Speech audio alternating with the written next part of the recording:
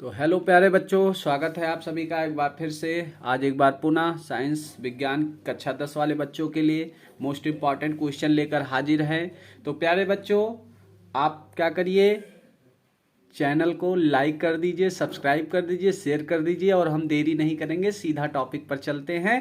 ठीक है, तो चलिए टॉपिक पर चलते हैं। आप जैसा देख लिया बेटा, तो टॉपिक आपका ये रहा है। क्वेश्चन आपका है 8 क्वेश्चन तक पिछले वीडियो में मैंने करवा दिया था। नवा क्वेश्चन आपका है कि प्रकाश के परावर्तन के नियम लिखिए। बहुत ही इंपॉर्टेंट है क्वेश्चन बेटा, ये परीक्षा की दृष्टि से। प्रकाश का परावर्तन, जैसा कि आप लोगों ने देखा होगा, ये हर बार पूछता है प्रकाश का परावर्तन। तो प्रकाश के परावर्तन के नियम लिखना है। ठीक है, तो प्रकाश के परावर्तन का नियम क्या करते हैं, चलिए देख लेते हैं प्रकाश के परावर्तन के नियम। ठीक है, प्रकाश के परावर्तन के 2 नियम हैं। ठीक है बेटा, प्रकाश के परावर्तन के कितने नियम हैं? 2 नियम हैं। पहला है आपतन कोण परावर्तन कोण के क्या होता है, बराबर होता है। आपतन कोण परावर्तन कोण के बराबर होता है, यानी कि कोण आई बराबर कोण आर। ठीक है, angle I equal to angle R. अभी हम समझा रहे इस चीज को, ठीक है, परेशान मत होइएगा, पहले आप समझ लीजिए। आपतन कोण परावर्तन कोण के बराबर होता है, angle I equal to angle R. दूसरा है आपतित किरण, परावर्तित किरण तथा आपतन बिंदु पर डाला गया अभिलंब, तीनों एक ही समतल में होते हैं। ठीक है, तीनों एक ही समतल में होते हैं, समझ गए ना। तो प्रकाश के परावर्तन के कितने नियम हैं? प्रकाश के परावर्तन के 2 नियम हैं। पहला है आपतन कोण परावर्तन कोण के बराबर होता है, यानी कि angle I equal to angle R. और दूसरा है आपतित किरण, परावर्तित किरण तथा आपतन बिंदु पर डाला गया जो अभिलंब है ना, वो तीनों ही एक ही समतल में होते हैं। ठीक है बच्चा, तो चलिए फिगर के थ्रू इसको समझ लेते हैं और ये फिगर आप क्या करेंगे, परीक्षा में ड्रा कर देंगे। देखिए, कोई समतल दर्पण है और समतल दर्पण पर ये जो लाइन है ये आ रहा है ना, ये आपतित किरण है, ये एंगल आई है। ठीक है, ये वाली लाइन क्या है, ये आपतित किरण है और समतल दर्पण पर टकरा क्या करती है, परावर्तित हो जाती है। ठीक है, अब परावर्तित होकर जब इधर चली जाती है तो ये एंगल क्या हो गया, आर हो गया। ये आई हो गया और ये क्या हो गया, ये आई हो गया और ये क्या हो गया, आर हो गया। और इधर ये चली गई तो ये क्या हो गई, परावर्तित किरण। आपतित किरण इधर आने वाली किरण को क्या कहते हैं। बने रहिएगा, एकदम डीपली समझाएंगे, थोड़ा भी कसर नहीं छोड़ेंगे इस वीडियो में। आपको परावर्तन आप समझ के जाएंगे, कभी भी गलत नहीं करेंगे। और बीच में जो ये डॉट डॉट बना हुआ है बेटा, ये आपका क्या है, ये अभिलंब है। तो इसको ए से प्रदर्शित करेंगे, इसको बी से, इसको एन से। ये डॉट डॉट क्या है, ये अभिलंब है। ठीक है, आपतित किरण ये है। आपतित किरण कौन सी किरण होती है, लिख लीजिएगा, जो आने वाली किरण होती है। आने वाली किरण को हम क्या कहते हैं, आपतित किरण कहते हैं। आने वाली किरण को क्या कहा जाता है, आपतित किरण कहा जाता है। और जाने वाली किरण को परावर्तित किरण कहते हैं। जाने वाली किरण को परावर्तित किरण कहा जाता है। ठीक है भैया, क्लियर है। तो यह, और जिस बिंदु पर ये टकराते हैं ना, जिस बिंदु से रिफ्लेक्ट होते हैं, उसको आपतन बिंदु या परावर्तन बिंदु कहा जाता है। ठीक है, जिस बिंदु पर ये रिफ्लेक्ट होते हैं वो क्या होता है, वो आपतन बिंदु या परावर्तन बिंदु कहलाता है बेटा। और ये जो नीचे लिखा हुआ है ये ना, ये क्या है, ये एक समतल दर्पण है। ये समतल दर्पण है और जो यह सतह है, इस सतह का नाम क्या होता है, परावर्तक सतह। ठीक है, यह सतह जो समतल दर्पण है, ये सतह है और इस सतह को क्या बोलते हैं, परावर्तक सतह बोलते हैं। बात क्लियर हो गया, पूरा इसमें क्लियर है ना। ये जो बिंदु है, इसे आपतन बिंदु, इसे ओ से प्रदर्शित करते हैं। परावर्तित किरण को भी इससे ये एंगल आई है।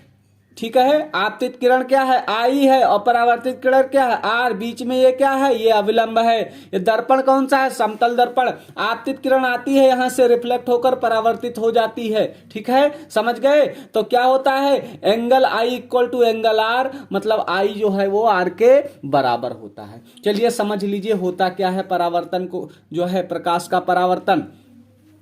कह रहा, जब कोई प्रकाश की किरण किसी चिकनी सतह से, चिकनी सतह है, समतल दर्पण है, चिकनी सतह है, बात क्लियर है ना। जब कोई प्रकाश की किरण, देखिए ये प्रकाश की किरण है। ठीक है, बात क्लियर है। ये प्रकाश की किरण कहां पर आ रही है, जब कोई प्रकाश की किरण किसी चिकनी सतह पर, यह चिकनी सतह है, किसी चिकनी सतह से टकराकर, ये समतल है, समतल टकराकर, ये देखो समतल, सतह चिकनी है अर्थात समतल है, ठीक है, टकराकर फिर उसी माध्यम, देखो इधर से आया और इधर को चला गया, फिर उसी माध्यम में लौट जाती है। बात क्लियर है। जब कोई प्रकाश की किरण किसी चिकनी सतह से टकराकर, यानी कि सतह कैसा हो, चिकना हो, समतल हो, टकराकर फिर उसी माध्यम में लौट जाती है, ठीक है। देखो यहां से आया, यहां पर टकराया, ठीक है, यह प्रकाश की किरण आया, यह समतल दर्पण पर, यानी चिकना सतह है, समतल दर्पण है,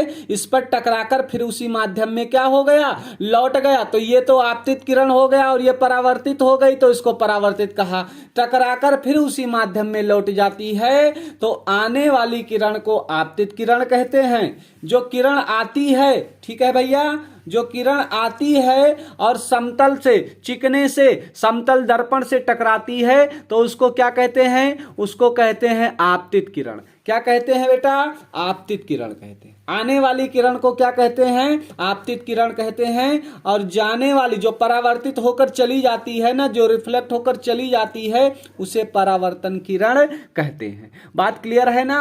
आने वाली को क्या कहते हैं, आपतित किरण कहते हैं, और जाने वाली को क्या कहते हैं, परावर्तित किरण कहते हैं, ठीक है। तो एंगल आई को क्या बोलते हैं बेटा, एंगल आई को आपतन कोण बोला जाता है। क्या बोला जाता है, आपतन कोण। और एंगल आर को क्या बोलते हैं, परावर्तन कोण बोलते हैं, ठीक है। एंगल आई को क्या बोलते हैं, आपतन कोण, और एंगल आर को परावर्तन कोण बोलते हैं, ठीक है। अब ये angle I equal to angle R क्यों होता है, ये भी समझ लीजिए। देखिए जब कोई बाल होता है ना, कोई गेंद होता है, जब इसको आप रिफ्लेक्ट करेंगे, जब इसको सीधे दिशा में भेजेंगे, जब इसको फेंकेंगे ना, तो ये भी क्या होगा, ये आगे सीधे दिशा में ही चला जाएगा, ठीक है।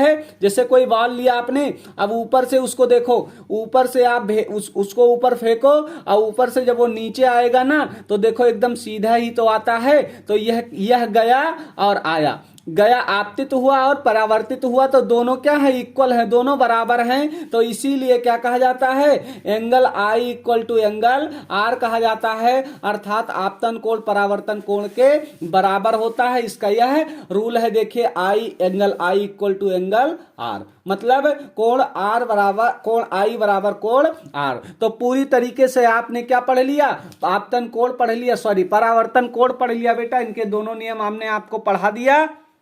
और ये आपतित किरण, परावर्तित किरण, ये वाला ये था, ठीक है, इसको पढ़ा आपने, ठीक है बेटा। तो ये है आपका जो है परावर्तन के नियम हो गया बेटा। ये 2 नंबर 4 नंबर में पूछेगा और आपका पक्का है। बस एक बार आपको रिवीजन कर लेना है, आप जिंदगी में इसे नहीं भूलने वाले हैं, ठीक है। चलिए क्वेश्चन नंबर आपने 9 देख लिया, प्रकाश के परावर्तन के नियम लिखिए।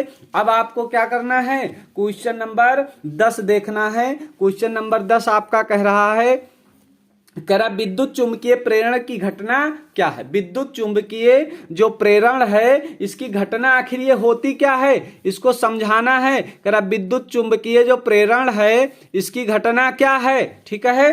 तो चलिए इसकी घटना के बारे में जान लेते हैं कि विद्युत प्रेरण की घटना आखिर क्या होती है, ठीक है। तो चलिए देखते हैं। करा विद्युत प्रेरण की घटना, जब किसी कुंडली और चुंबक के बीच सीधी गति होती है, ठीक है। जब कोई कुंडली होता है और चुंबक होता है, उसके बीच क्या होता है, सीधी गति होती है, तो कुछ कुंडली में विद्युत धारा उत्पन्न हो जाती है, ठीक है। जब किसी कुंडली और चुंबक के बीच सीधी गति होती है तो कुंडली में विद्युत धारा उत्पन्न हो जाती है। इस परिघटना को विद्युत चुंबकीय प्रेरण कहते हैं। समझ गए। बस 2 नंबर में पूछेगा, पक्का पूछेगा, मोस्ट इंपॉर्टेंट लगा के चलिएगा क्वेश्चन को बेटा।